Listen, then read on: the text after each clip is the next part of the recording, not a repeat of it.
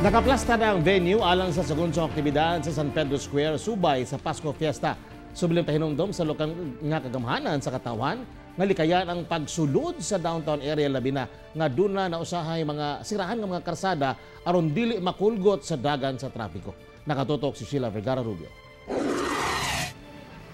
Plastada na ang stage ingon man ang mga railings nga gipahimutang kung di ni pahigay ng street dance party karong gabi sa San Pedro Square. Sa maong area usab ang sentro sa aktibidad ugma alang sa tugtugan sa Pasko. Subling nagpahinumdom ang kagamhanan nga bunga sa maong aktibidad, adunay mga dalan nga masirhan sama sa Rizal Street Corner Bolton ug Ponciano ug San Pedro Corner CM Recto. Pahimangno sa City Transport and Traffic Management Office kon CTTMO nga mas pilion na lang sa motorista nga moagi sa Claveria Street, Rizal Street ug Anda Street apan kung mubugat ang dagan sa trapiko sa maong area, gilen silang paagihon sa Bonifacio Street.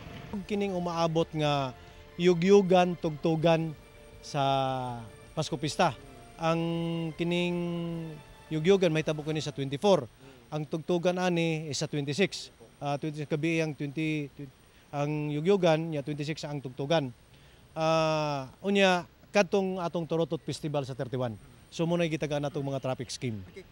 Pahinumdum ngadto sa mga motorista, no entry ang San Pedro Street kung gikan ka og corner Bolton Pichon, corner San Pedro Claveria, corner Rizal Bolton Street ug corner Rizal Ponciano Street. Ako si Sheila Vergara Rubio para sa One Mindanao.